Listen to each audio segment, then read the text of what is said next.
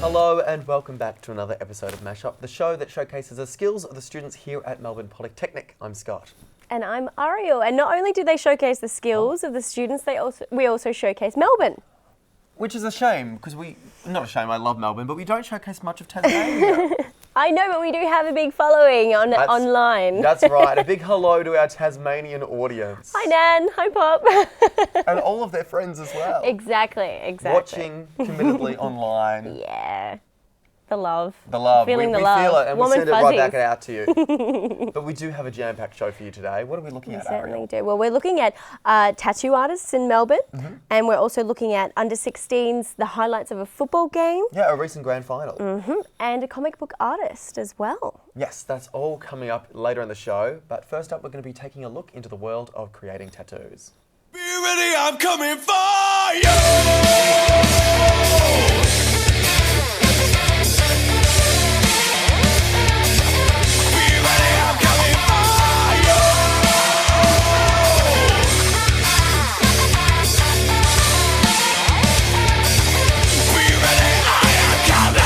We are always within. Instead of I was actually getting tattooed and asked the exact same question, how'd you get into tattooing? Started talking about it, and at the time I was a graphic designer and hated my job. Industry was full of douchebags and pretentious wankers, and ended up showing them some of my sketches and my designs and got talking and fell into an apprenticeship. I was always into art and I needed a career that art could pay. I worked as an illustrator, as a concept artist, as a sign painter. All of those jobs were hard to find. It's hard to find work, constantly finding work. And as a tattooist, I don't have to. They come to me. I think basically getting tattooed was what made me want to be a tattooist. I really liked drawing, and tattooing was a really interesting way of expressing the way I liked to draw as well, because it's just a little bit different from regular drawing, I suppose. so much so, they could never force a coercion upon you. If you're ever unsure, beyond reasonable doubt, oh no, we will be here to embrace you, as we emancipate you. I'm kind of a street tattooist. I do a lot of walk-ins. I don't necessarily have a style that I've sort of gotten known for or used to. I like to do modern, traditional stuff. I like to do portraits. Anything really, anything that comes through the door, I'll do. I suppose that if I had to say what style I was doing, it would be neo-traditional, but I sort of pretty early on, so I like most all styles.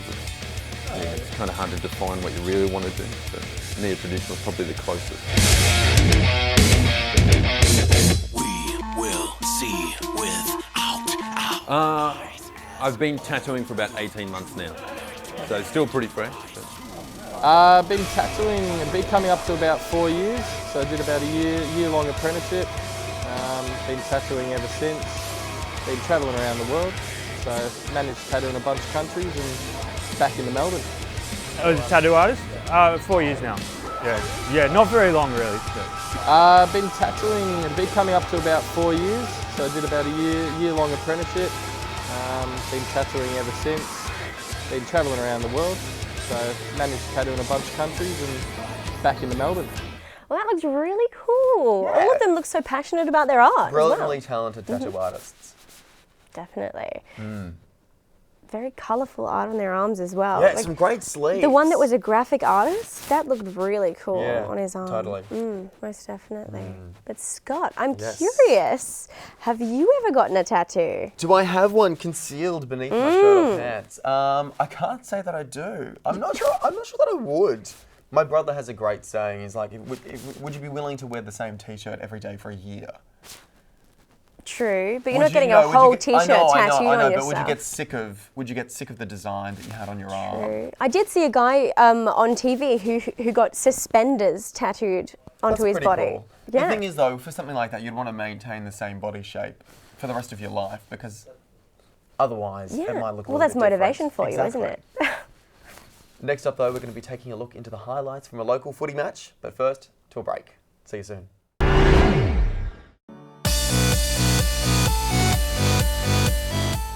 welcome back to Mashup. Up next, we'll be talking about a football game, but first, I'd like to know, Scott. Yes, tell me more. What sort of sports did you play when you were youngin'? Okay, when I was a youngin'. Mm-hmm. When I was a youngin'. A When I was a youngin'. youngin'. I played basketball for about 6 years. Wasn't terribly good, but I'm quite tall, so. You are. He's got So legs tall. for miles. Miles, you can't see. They've actually got a pit below me, just so I can dangle my feet. What else did I play? Actually, this memory just came back to me. But when I was about 6 years old, I was obsessed with golf. Golf. Golf, Wow. bizarrely, like Yeah, had the for a golf outfit 6-year-old. as well. Oh, can you imagine how small the clubs would have been? Tiny. Well, they're probably as tall as me. So I was like, oh, not great. What about yourself? Nice. I did a few different sports when I was younger. A little bit of hockey, a little bit of sailing. Well, I'm not surprised you say sailing because a little known fact about Ariel is that you come from a family of sailors. And in fact, a relative of yours, Yes. maybe once or twice, won the Sydney to Hobart yacht race. Yes, true story. Our claim to fame. Claim to fame. I can see why. I'd be very proud if I was that. Well, I am actually. I am should rather be. proud of it. But now let's take a look at the regional football match played up in Bendigo between the Sandhurst Marist Dockers and the Golden Square Junior Football Club. It's Who their will grand win? final, so let's take a look and see who wins. Hello and welcome. This is the Rod. And this is the Bear. And welcome to 2014 footy game of the season. This is the grand final. Between the Dockers and the Golden Squares, who will triumph? Who will fail? We don't know. Look at these boys lining up, ready for a big day. Singing the glorious national anthem.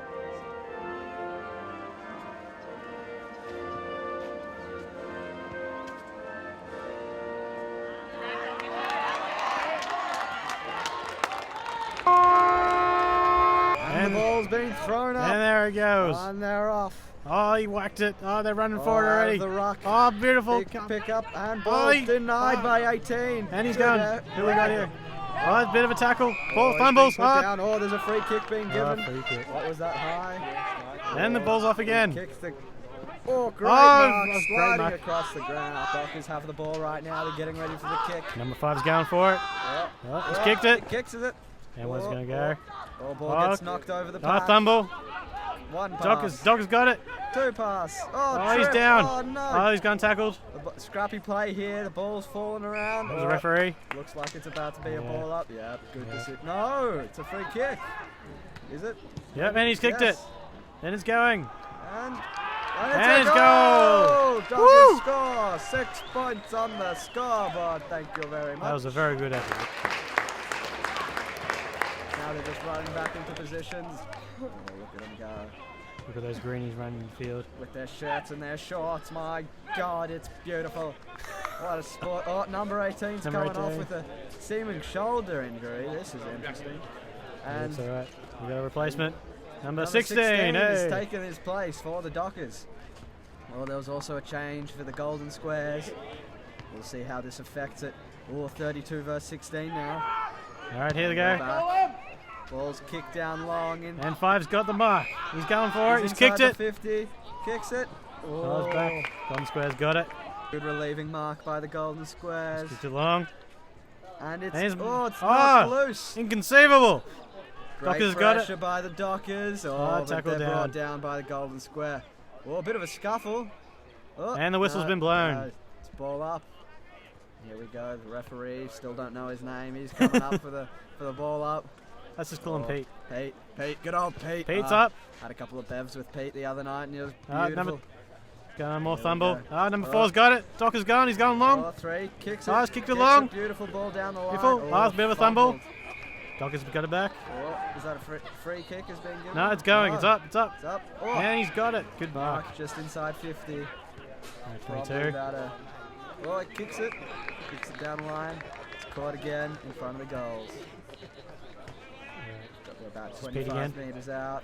Can he make this distance? You know, he's missed a lot from this range, and frankly, I don't know if he can do it Oh, today. still early, mate. Still The early. pressure is on. This is the grand final. Will he be able to succeed?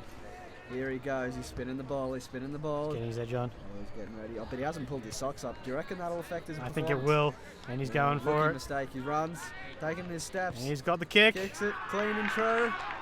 Oh, and he Oh. scores. Well, there you go. I called it wrong.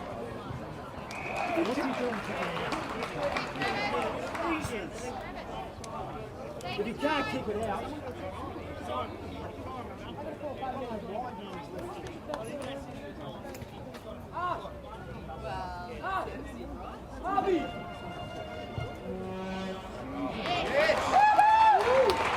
Mark hat. God, he loves that hat. He's going to get He those once boys going. Jumped in front of a train to get that hat. Now we're talking over him talking, so this So, will be cut it out. Yeah, I'm pretty sure we'll be cut. They're pretty excited. The boys have had a good day and they've finished off what was been a really good year for them. So yeah, feel pretty good at the moment. Look, I think with kids as such, it's about just trying to make sure they enjoy what they're doing and teaching about the game. So the more we can sort of teach the kids as footballers as such and also to enjoy the sport they're playing, I think that helps them stay in the game for a lot longer and hopefully they become senior footballers themselves and have a good career that way. So I think that's probably what inspires you to keep going and help the kids out. 10 years with the juniors, so yeah, it's been a long time. I'm not sure next year. Both my boys will actually go up to under 18s next year, so probably a year of actually just watching footy rather than coaching. So it's been a long time coaching, so it might be time to have a year off and have a spell. We'll wait and see. This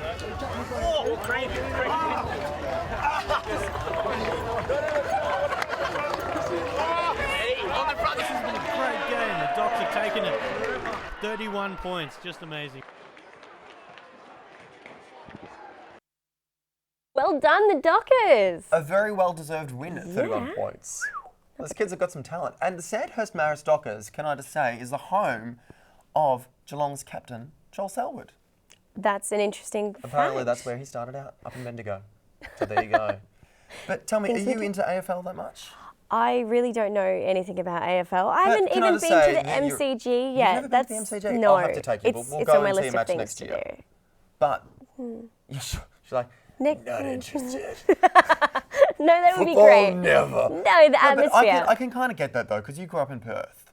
Whilst you've been in Melbourne for a couple of years, But there's, is I there mean, a big they've got the football Dockers and the community? Eagles and all that kind of stuff. Yeah, there's a fairly big football community. Not as big as Melbourne though. Because I was about to say, in Melbourne, are a little bit crazier about sport. Yeah, a little bit crazy. Oh wow.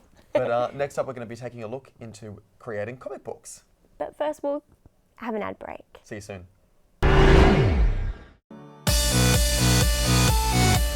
And we're back. And we'll be talking about Melbourne comic book artist and writer Matt Kime and his new comic book, The Bulletproof Kid. That's right. But first, I want to know, Scott, Yes. if you could have a special power, superpower even, what would it be? Ooh, would I be bulletproof? Would I be the bulletproof kid? Is that what you're asking? Yes. I probably wouldn't be because it would be helpful, but I just hope to avoid being shot.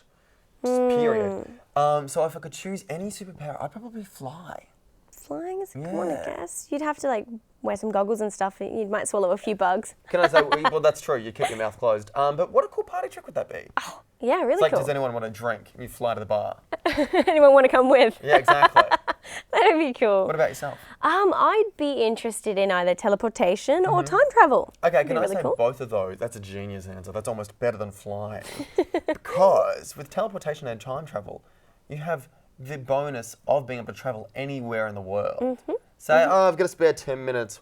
I'm You going to go get get a there baguette really in Paris quickly, and eat it on as the opposed Seine. to flying, which might Exactly. take some time. I'd be flying to Paris. You'd have gone there 6 times already. Yes, I would have. It's all right. Well, let's take a look at Matt Kime and the Bulletproof Kid. Batman, Spider-Man,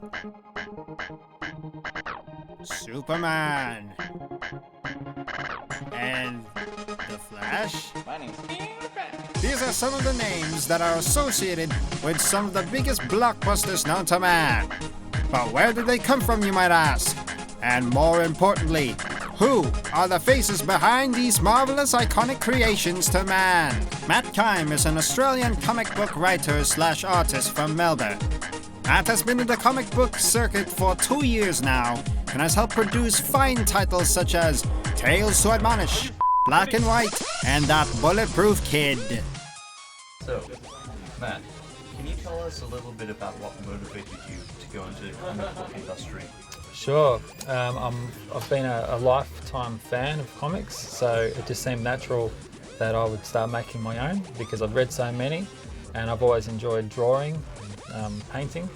So it just seemed like a natural progression that I'd start to write my own stories and illustrate them and sell them, try and get people to be interested in them. you have any particular style to your comics that you produce? No, well, some people might think so. I like to think that I do a lot of different styles within the comics. The Tales to Admonish comics that I do, the author and I try to emulate some of the styles from yesteryear, from the golden age of comics. So sometimes I'll try and mimic somebody's style. So like Jack Kirby, for example, is a famous comic artist, and one of our stories was very similar in theme to the kind of stuff he would do. So I copied his style. Didn't copy it, it was a tribute to him. Yeah, I copied him. Yeah. During the times when you're not making comic books, what do you do? I think about making comic books. Speaking of which, are you working on any projects at the moment? I'm always working on projects, but heaps on. My main thing, I guess, my main two things, Tales to Admonish, which was always just going to be a one-off, but now looks like we're going to do hundreds of them. And that Bulletproof Kid, which is my baby. It's my character here. Isn't he cute? He's the one which I've invented. He's sort of like my Spider-Man, but way cooler and tougher. He could kick Spider-Man's butt, and he's bulletproof. So what else do you want? Find us on Facebook, Tales to Admonish, that Bulletproof Kid. Me, Matt Kime, find me. You know, I'm always looking for friends, even if they're fake Facebook ones. Live long and prosper and be excellent to each other and party on dudes. That Bulletproof Kid looks so cool. I definitely want to pick up a copy. Me too. Hopefully, Matt Kime can send us one courtesy. What's that PO box? PO Box, Mashup Melbourne. I don't know. 300? Sure, just send us all of your comic books. Unfortunately, this is the end of another episode of Mashup. That's right. But you can catch up through YouTube and Facebook. What is it, Instagram and Twitter? Instagram, Twitter, and of course on Channel 31's website on their Catch Up TV search. That's right. c31.org. That's right. Yeah. Very good. But to take us out tonight, we have a band, Little Miss Remembering. With the song Tiny Pot of Jelly. Cool name. It's a very cool name. We'll see you next week, though. That's right. Bye, guys.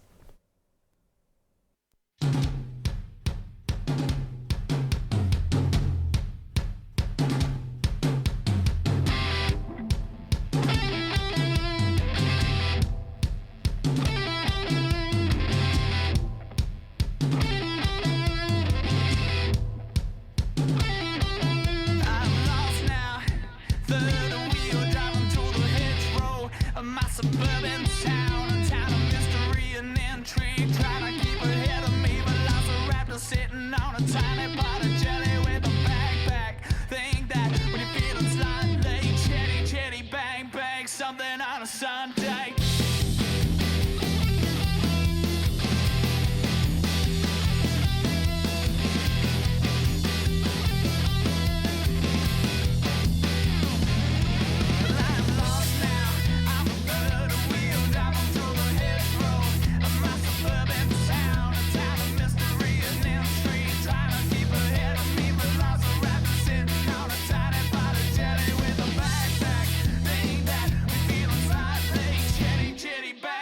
Something on a Sunday.